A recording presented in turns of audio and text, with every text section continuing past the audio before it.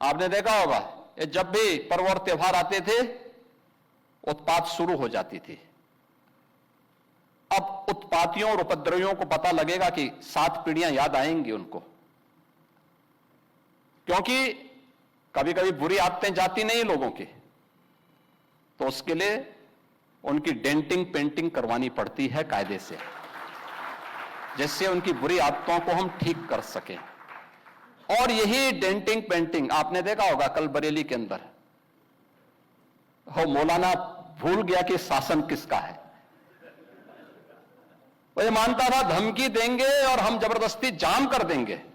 हमने कहा जाम नहीं होगा, कर्फ्यू भी नहीं लगेगा, लेकिन कर्फ्यू का सबक तुम्हें ऐसा सिखा देंगे कि तुम्हारी आने वाली पीढ़ी दंगा करना भूल जाएगी।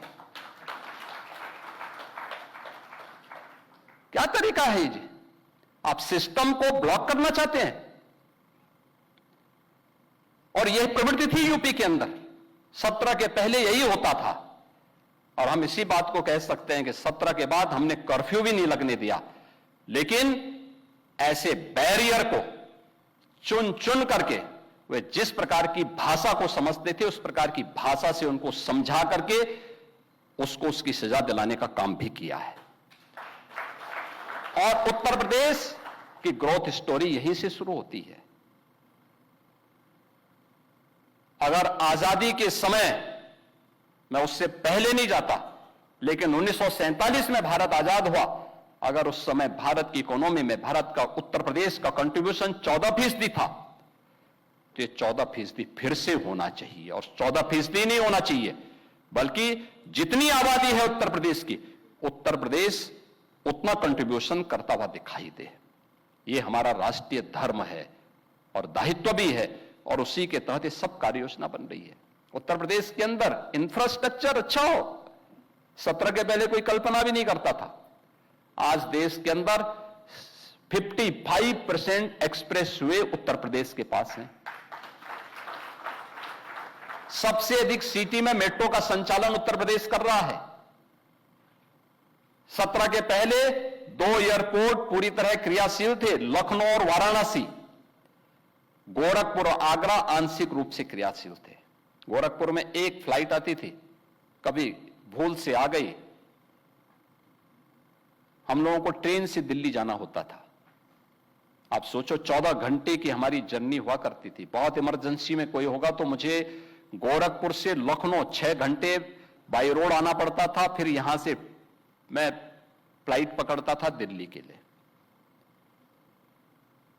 आज गोरखपुर से 14 फ्लाइट चल रही हैं, 14 फ्लाइट देश के अलग अलग सिटी को जोड़ रही हैं। 16 एयरपोर्ट हमारे आज के दिन पे क्रियाशील हैं। देश का सबसे बड़ा एयरपोर्ट हम अगले महीने देश को समर्पित कर रहे हैं, नोएडा इंटरनेशनल एयरपोर्ट। यानी ये उत्तर प्रदेश वही है जो पहले बीमारू था। बीमारू था नहीं, बीमारू बना दिया गया था।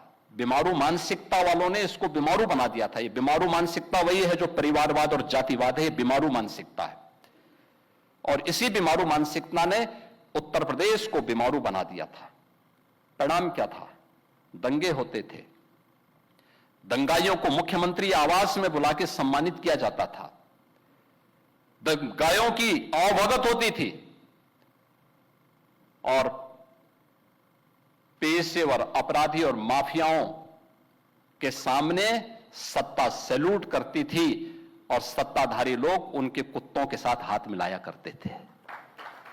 आपने वो दृश्य देखे होंगे, कैसे सत्ता का मुखिया एक माफिया के कुत्ते से हाथ मिलाकर के अपने को गौरवान्वित महसूस करता था।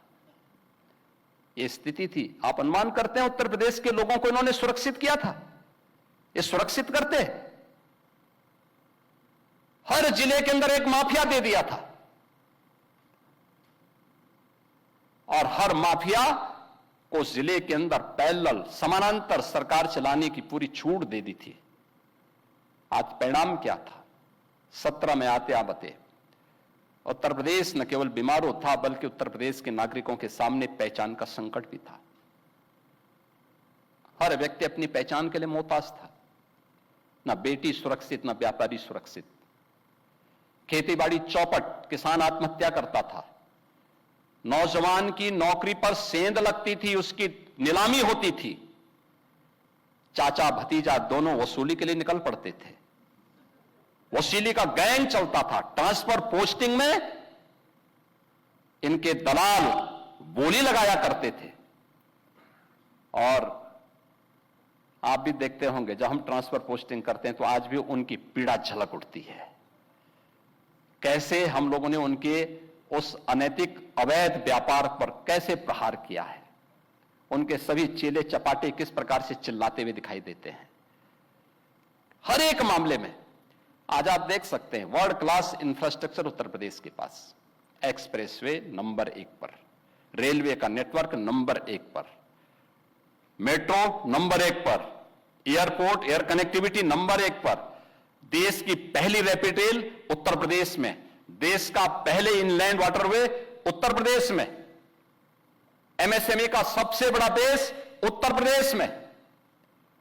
और उत्तर प्रदेश आज फिर से गन्ना उत्पादन और चीनी उत्पादन में देश के अंदर नंबर 1 पर, इथेनॉल उत्पादन में नंबर 1 पर, खाद्यान्न उत्पादन में नंबर 1 पर, सबसे बड़ी युवा आबादी का राज्य होने के साथ साथ सबसे अधिक नौकरी भी देने वाला राज्य बन चुका है।